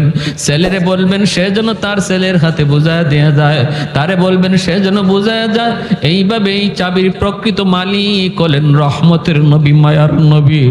আর আমার একটা চিঠি, আমি চিঠিটাও দিয়া গেলাম, চিঠিটাও আমানত হিসাবে রাখবা, আমার নবীর হাতে যেন চিঠিটা যায় পৌঁছে। আমি সব চিঠি আর চাবি হাতে রাখলো। এ ভাই, আমার নবী 1000 বছর পরে নবী দুনিয়া আসলেন, নবী আস্তে আস্তে বড় হলেন। এরপরে নবী দাওয়াত দিলেন মক্কার মানুষগুলিকে, তারা কিছু মানলো কিছু মানলো না।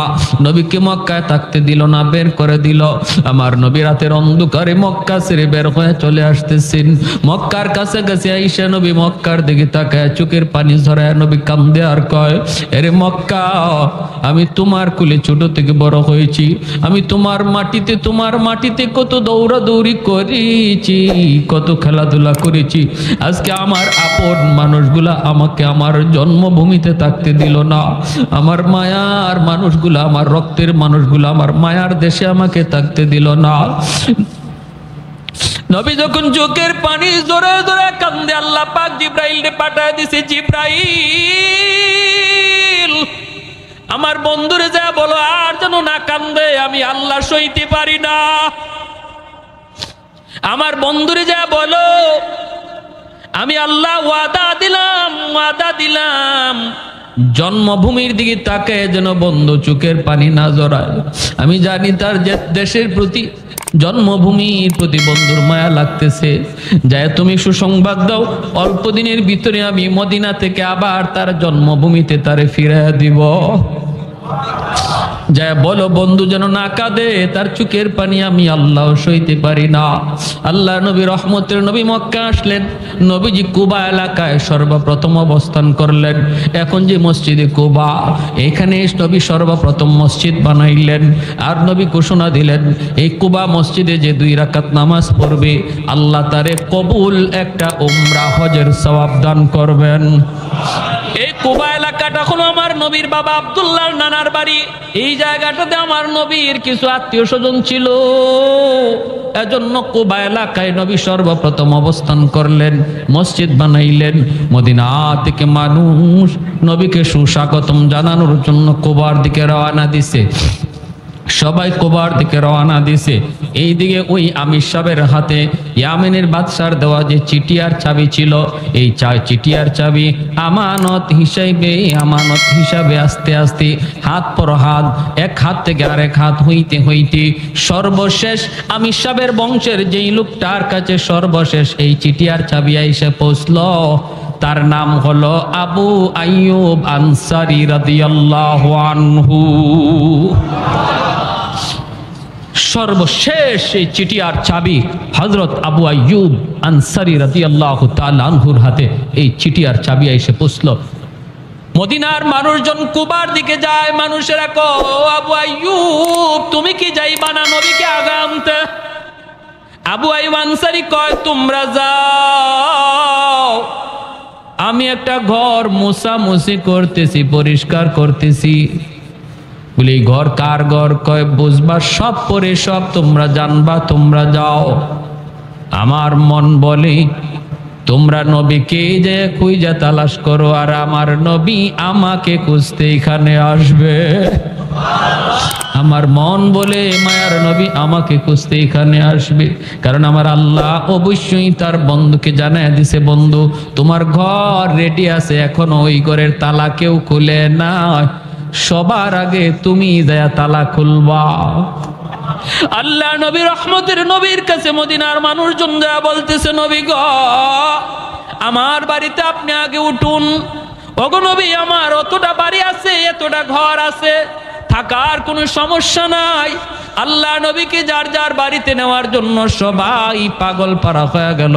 মায়ার নবী দয়ার নবী তখন বলতেছেন, আমি কার বাড়িতে থাকবো, কার বাড়িতে উঠবো আমি জানি না, আমি কোথায় যাব এটা জানেন আমার আল্লাহ জানে। আমার উটনি, আমি যেই উটের উপরে সওয়ার হয়েছে এই উট জানে আমার ঠিকানা কোথায় হবে। আল্লাহু আকবার।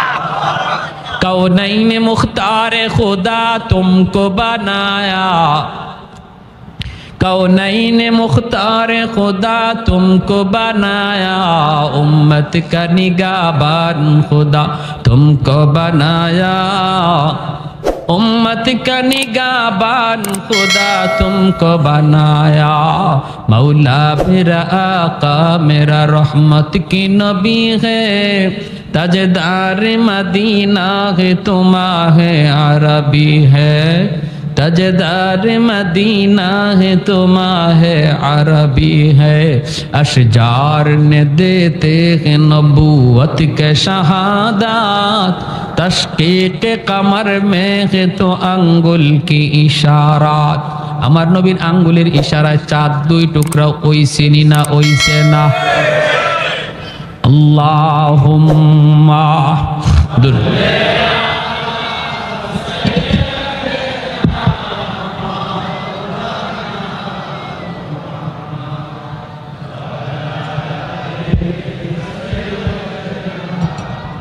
মাওলানা মুহাম্মদ আল্লাহুম্মা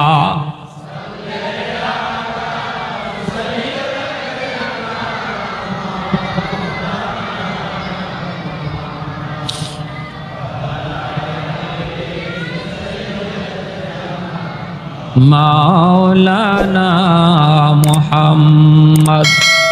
ভাইরা আমার, এজন্য বলতেছিলাম আল্লাহ নবী বলতেছে আমি জানি না কোথায় যাব, কোন দিকে যাব, জানেন আমার আল্লাহ জানে। আমার উটনি মায়ার নবী উটের পিঠে উঠে গেলেন। সাহাবায়ে কেরাম, মদিনার মানুষ যাদেরকে আনসার বলা হয়, নবীর সাথে যারা মক্কা থেকে মদিনায় হিজরত করেছে তাদেরকে মুহাজির বলা হয়। আর মদিনার মানুষ যারা নবীকে সাহায্য করেছে তাদেরকে আনসার বলা হয়। আনসার শব্দের অর্থই হলো সাহায্যকারী। তারা সাহায্য করেছেন, জায়গা দিয়েছেন, ঘর দিয়েছেন, টাকা দিয়েছেন, সব দিক দিয়ে সহযোগিতা করেছেন, বিদায় তাদের নাম হলো আনসার। সবাই যায়, যান না শুধু একজন। তিনি কে? আবু আইয়ুব আনসারী। তিনি তো ওই ঘরটা শুধু মুছামুছি করতেছেন, পরিষ্কার করতেছেন। আমার নবীর উটনি একে একে নবীকে নিয়ে চলতে লাগলো। সামনে একজনের বাড়ি পড়ে, ওই বাড়িওয়ালা মনের ভিতরে বড় আশা নিয়ে বসা থাকে। ও মালিক, তোমার বন্ধুর উটনিটা যদি আমার বাড়ির সামনে একটু বসতো, হায় রে যদি আমার বাড়ির সামনে উটনিটা একটু বসতো। কিন্তু না, বাড়িটা পাস করে যখন উটনিটা চলে যায় সে নিরাশ হয়ে যায়। সামনের বাড়িওয়ালা বুক ভরা আশা নিয়ে আবার বসা থাকে। মনে হয় আমার বাড়িতে উটনিটা বসবে, তার বাড়িতে উটনিটা বসলো না। আগাইতেছে মক্কা মদিনার অলি গলি দিয়ে উটনিটা যায়। কেউ তারে রাস্তা চিনায় দেওয়া লাগতেছে না, যেন উটনি মদিনার সব রাস্তা চিনে। এইভাবে উটনিটা মায়ার নবীকে নিয়ে ঘুরতেছে। ঘুরতে ওই সেই বাড়ি, যেই বাড়ি নবীর জন্মের 1000 বছর আগে ঘর বানায়া গেল। ইয়ামেনের বাদশা তুব্বাই আউয়াল হিময়ারি মসজিদে নববীর পাশে ওই ঘরের সামনে নবীর উটনিটা গেল। ওই জায়গায় আবু আইয়ুব আনসারীর হাতে হলো চিঠি আর চাবি। ওখানে যাইয়া উটনিটা মায়ার নবীকে নিয়ে বসে গেল। আল্লাহু আকবার। আবু আইয়ুব আনসারী, আমার নবী, রহমতের নবী, মায়ার নবী ডাক দেয়া বলতেছেন, আবু আইয়ুব কোথায়? আমার চিঠি আর চাবি আমার হাতে দাও। কেউ বলে নাই।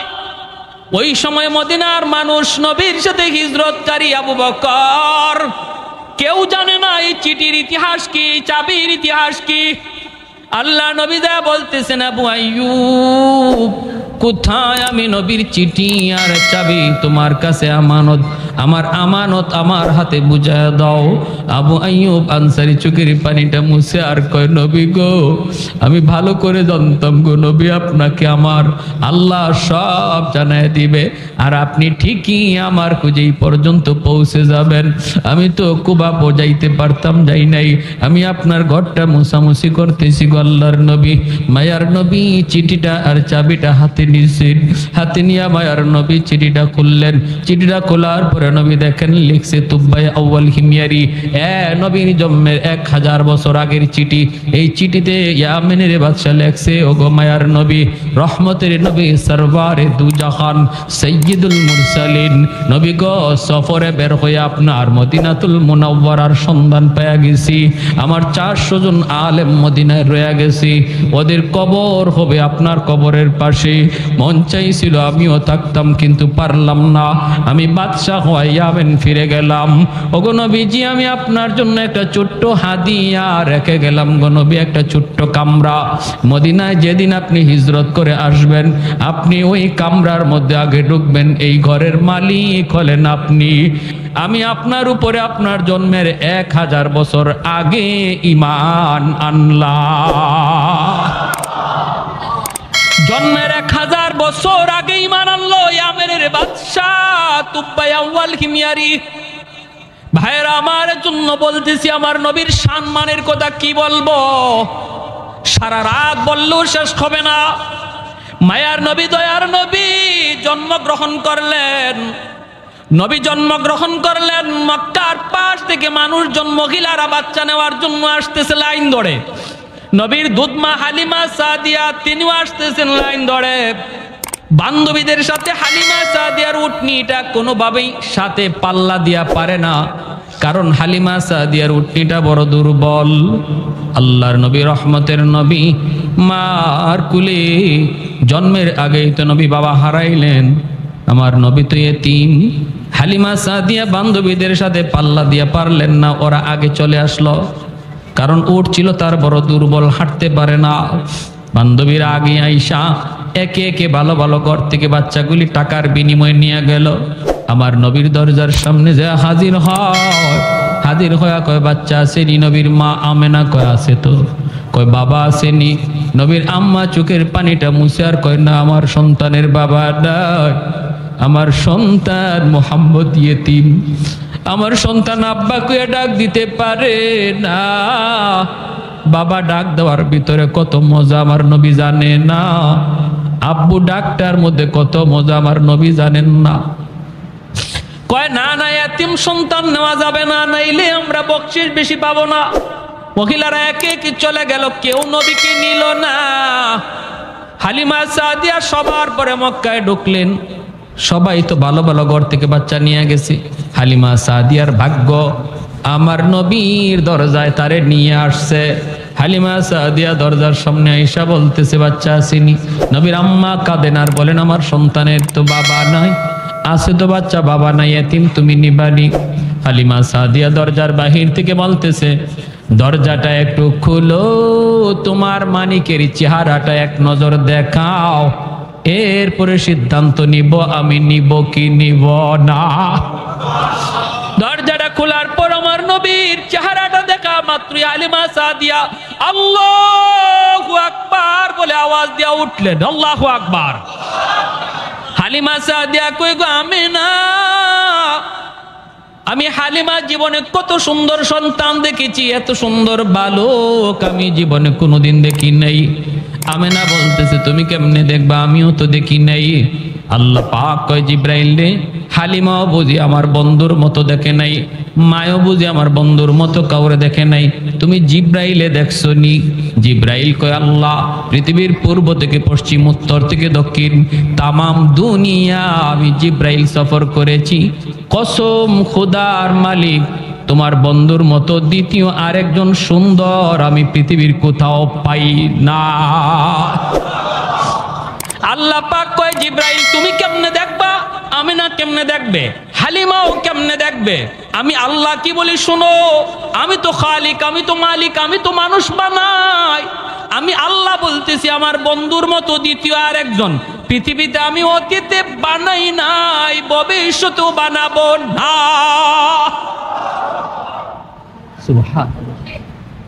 মা আহসানা মিনকা লাম তারাকাতু আইনি ওয়া আজমালা মিনকা লাম তালিদিন নিসাউ খুলিকতা মুবাররাআম মিন কুল্লি আইবিন কাআন্নাকা খুলিকতা কামা তাশাউ। এজন্য হযরতে হাসান রাদিয়াল্লাহু তাআলা আনহু বলতেন, ওগো নবী আপনার মতো এত সুন্দর কোন চোখ কোনোদিন দেখে নাই, আপনার মতো এত সুন্দর কোন সন্তান পৃথিবীর মা জন্ম দেয় নাই। ওগো নবী আপনার চেহারার দিকে তাকাইলে মনে হয় আল্লাহ আপনারে জিগায়া জিগায়া বানাইছে। আল্লাহ আপনার চেহারা বানাইবার সময় যেন আপনারে জিজ্ঞেস করেছে, বন্ধু আমার তোমার চেহারা আমি আল্লাহ বানাবো, বন্ধু কেমনে বানাইলে তুমি খুশি একটু বলো। ওগো নবীজি আপনার চোখ বানানোর সময় যেন আল্লাহ আপনাকে জিজ্ঞেস করেছে, বন্ধু কেমন চোখ তোমারে দিলে তুমি খুশি হও। নবী গো আপনি যেভাবে চাইছেন যেন আল্লাহ আপনাকে এমন চক্ষুটাই দান করেছে।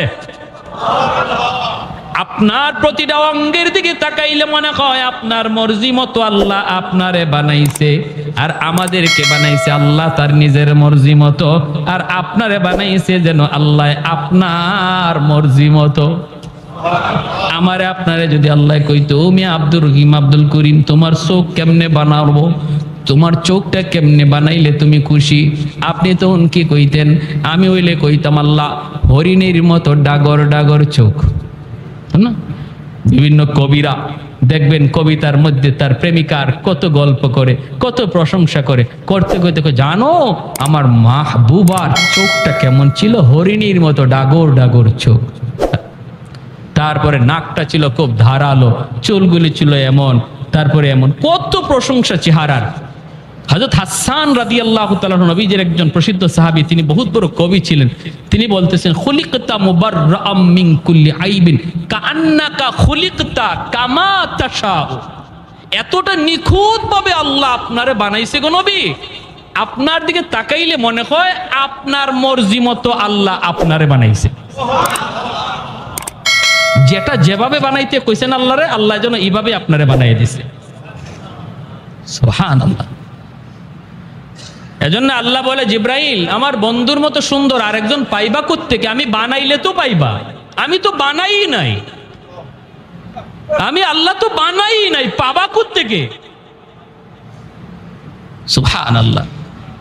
এজন্য নবীকে কোলে নিয়ে হালিমা সাদিয়া উটের পিটাইয়া বসছেন, আমার কিচ্ছু লাগবো না, আমি বাচ্চা লয়ে যাই। চেহারায় কয় অনেক কিছু, চেহারায় কয় বহুত নিয়ামত, চেহারায় কয় বহুত বরকতি বাচ্চা, বহুত বরকতি বাচ্চা। হালিমা সাদিয়ার স্বামী উটের পিঠে বসা, গিয়ে নিয়ে উঠছে পরে হালিমা সাদিয়ার স্বামী বলতেছে, হালিমা গো কিছু পাইছো? হালিমা সাদিয়া বলতেছেন, স্বামী গো চেহারা দেখো, কিছু না, চেহারায় মনে হয় আমরা সব পায়া গেছি, চেহারায় বোঝা যায় আমরা সব পায়া গেছি। আল্লাহ নবীকে কোলে নিয়ে হালিমা সাদিয়া উটের পিছে বসছেন, আর সামনে বসছেন তার স্বামী। এবার স্বামী উটকে পিটাইতেছেন। খাসাইসুল কুবরা নামক কিতাবের ভিতরে লিখেন আল্লামা জালালউদ্দিন সুয়ুতি রাহমাতুল্লাহ আলাইহি, পিঠে চাবুক দিছেন উটরে, চল বাড়ি যাব, বাচ্চা তো পেয়ে গেছে। উট নড়ে না, চড়ে না, লড়েও না, পিটা খায় উটে, কথা কয় না, আরো পিটায়, উট নড়ে না, চড়ে না।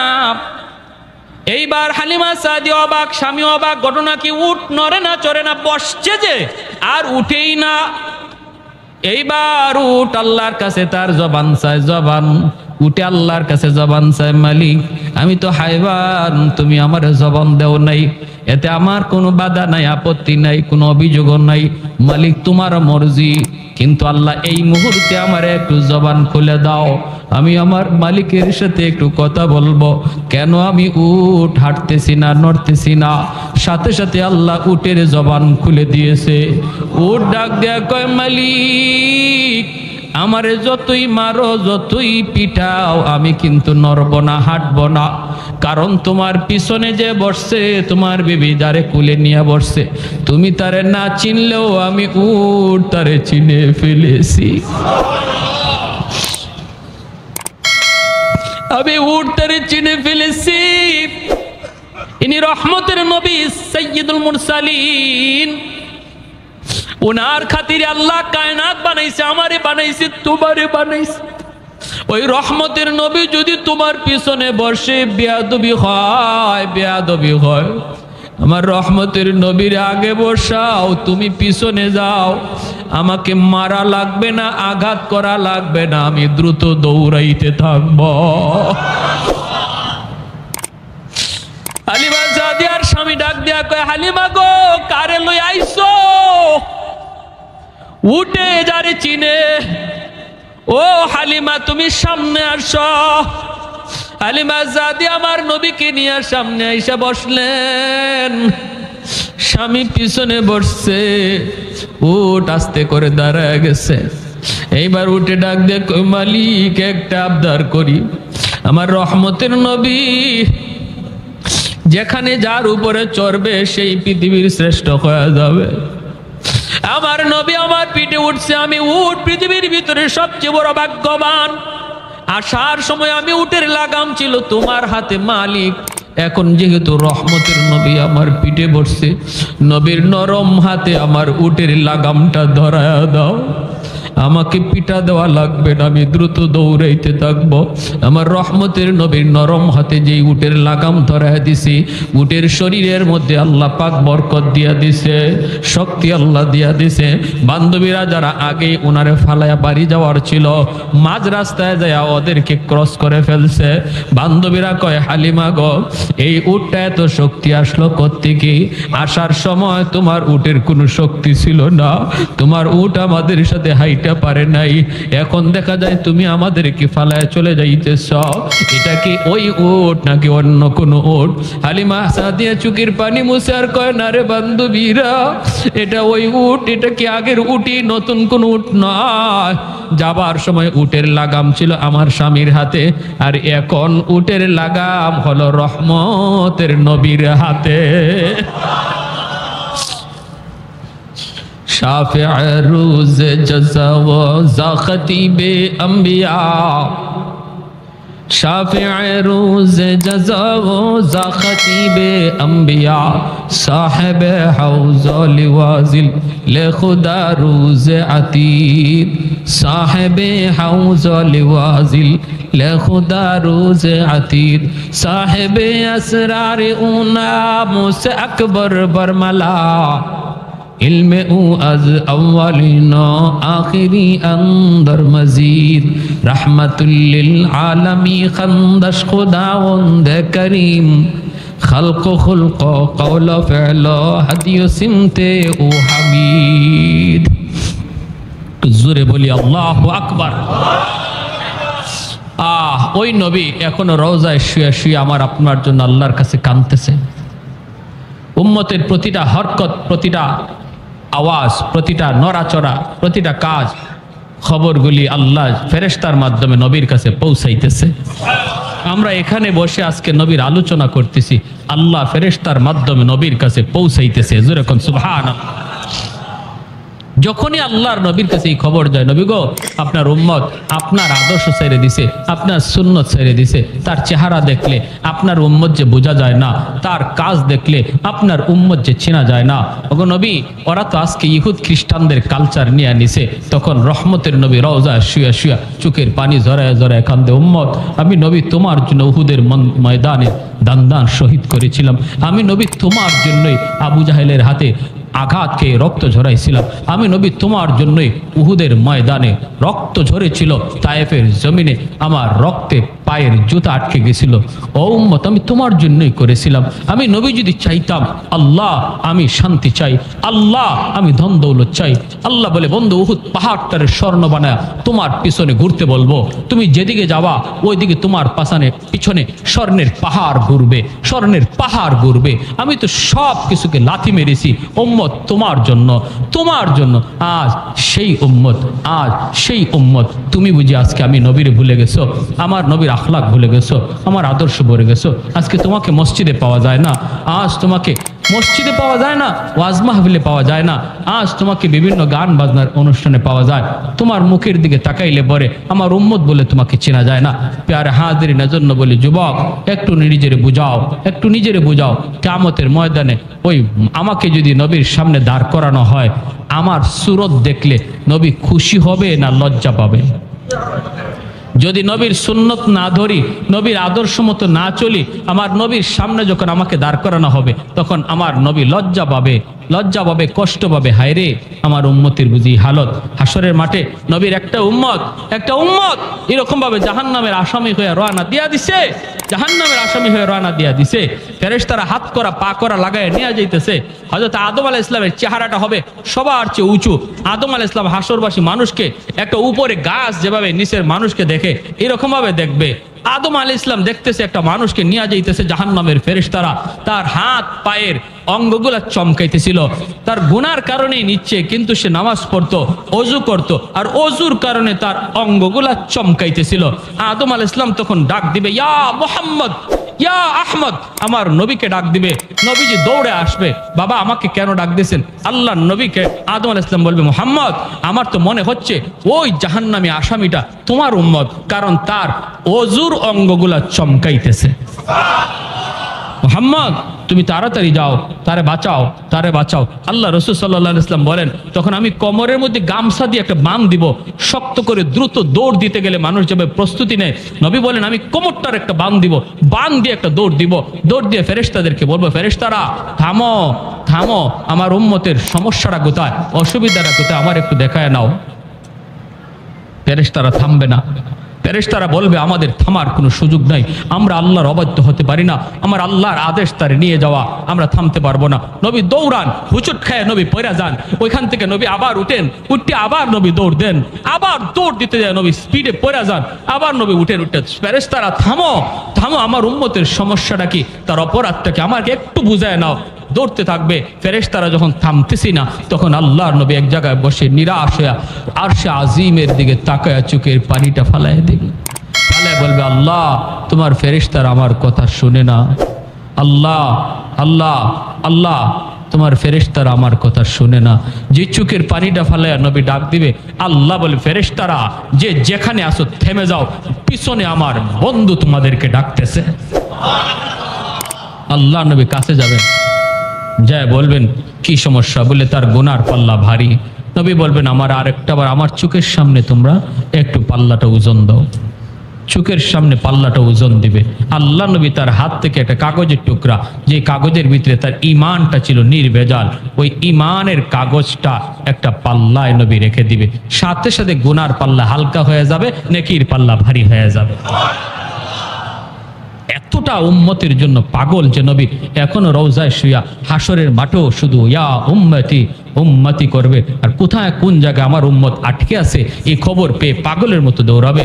সেই নবীর আদর্শ ভুইলা আজকে তুমি কারে ফলো করতেছো, তুমি কারে অনুসরণ করতেছো, কাকে, কার সুরত ধরছো যুবক, কার সুরত ধরছো একটু বলো। যে নবী বলতেছেন আমি আমার মাকে পাই নাই, আমার মাকে পাই নাই, দুধ মাকে পেয়েছি। যে দুধ মার সেবা খেদমত নবী এতটা করলেন, মায়ের খেদমতের এতটা আদেশ দিয়ে গেলেন, আজকে তোমার দ্বারা তোমার মা কষ্ট পায়, তোমার দ্বারা তোমার বাবা কষ্ট পায়, আজকে তোমার দ্বারা তোমার এলাকার মুরব্বী কষ্ট পায়, আজকে তোমার দ্বারা তোমার উস্তাদ কষ্ট পায়। বলো এই কি তোমার নবীর আখলাক ছিল, এই কি তোমার নবীর আদর্শ ছিল? প্রতি বছর রবিউল আউয়াল এসে তোমাকে কি সবক দিয়ে যায়, আমাকে কি সবক দিয়ে যায়? সবক দিয়ে যায় আমার গোটা জিন্দিগিটা যেন নবীর আদর্শে হয়। আমার নামাজের কিবলা হবে বাইতুল্লাহ, আর জীবনের কিবলা হবে মুহাম্মাদুর রাসূলুল্লাহ। নামাজের কিবলা বলেন আমার সাথে মুখস্থ করেন, নামাজের কিবলা বাইতুল্লাহ, জীবনের কিবলা মুহাম্মাদুর রাসূলুল্লাহ। তার মানে আমার জিন্দিগিতে যা কিছু আমি করব, খাবো এটাও নবীর তরিকায়, ঘুমাবো নবীর তরিকায়, হাঁটবো নবীর তরিকায়, হাসবো নবীর তরিকায়, ব্যবসা করব আমার নবীর তরিকায়, চাকরি করব নবীর তরিকায়, বাবা হিসাবে ঘর শাসন করব নবীর তরিকায়, সন্তান হিসাবে চলবো নবীর তরিকায়। কারণ আমার নবী বাবাও ছিলেন, সন্তানও ছিলেন। এমন কোন পৃথিবীর সেক্টর নাই যে জায়গাটাতে আমার নবীর আখলাক আর আদর্শ খুঁজে পাওয়া যাবে না।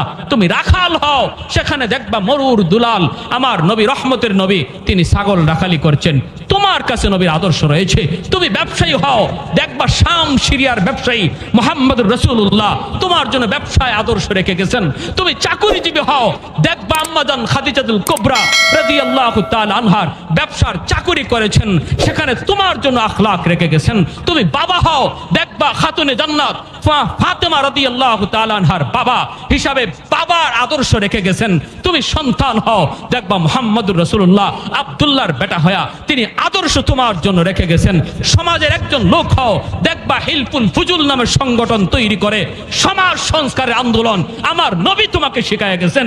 কোথায় তুমি জানতে চাও, কি শিখতে চাও, এমন সেক্টর নাই যেখানে আমার নবীকে খুঁজে পাবা না। তারপরেও পুরা কপাল তোমার আমার, পুরা কপাল তোমার আমার। যদি আমরা এই জায়গা ভুলে থাকি, এই সমস্ত দিক থেকে নিজে অবহেলায় থাকি, এটা আমার কপাল পুরলো, আর কেউর কপাল পুরলো না, আমি নিজেই কপাল পুরা হলাম। আল্লাহ আমাদের সবাইকে এই মাসকে সামনে রেখে গোটা জিন্দিগিটা, বিশেষ করে আজকে যদি এতটুকু ওয়াদা করি যে আমি আমার নবীর জীবনের সবচেয়ে বড় আদত যেটা 5 ওয়াক্ত নামাজ জামাতে পড়া, যে নবী অসুস্থ হয়েও মসজিদে জামাতে এসেছেন সাহাবীদের কাঁধে ভর দিয়া, আমরা যারা আজকে এখানে বসলাম এতটুকু সবক যদি এখান থেকে নেই কি হুজুর নিয়ত করলাম মৌতের আগ পর্যন্ত আমার নবীর কলিজা আর ব্যথা দেব না, আমি কষ্ট হলো মসজিদে জামাতে আসব, জামাতটা সাল্লে আমার নবীর কলিজায় ব্যথা পায়। নবী যখন দেখছেন হুজরা থেকে আবু বকর সিদ্দিকের ইমামতিতে নামাজ চলছে, জামাত চলছে, হুজরা থেকে নবীজি তাকে মুস্কি হাসছেন আর বলছেন আল্লাহ তুমি আমার উম্মতকে কবুল করো, আমার উম্মতের গোটা জিন্দিগি যেন এইভাবে নামাজের কাতারে কেটে যায়। যেরকম সুবহানাল্লাহ। কারা কারা নিয়ত করতে পারি 5 ওয়াক্ত জামাতে পড়ার? আল্লাহ প্রতিটা হাতকে তুমি কবুল করো। আর যাদের বাপ মা আছে আল্লাহ যেন বাপ মার সেবা করে আমরা চলতে পারি, মা বাবার কলিজায় যেন ব্যথা না দিই। আয় আল্লাহ মুরব্বীদের সাথে যেন আমরা বেয়াদবি না করি। আল্লাহ আমাদের প্রত্যেকটা হাতকে কবুল করো, জোরে কোন আমিন। ওয়া আখির দাওয়ানা আনিল হামদুলিল্লাহি রাব্বিল আলামিন।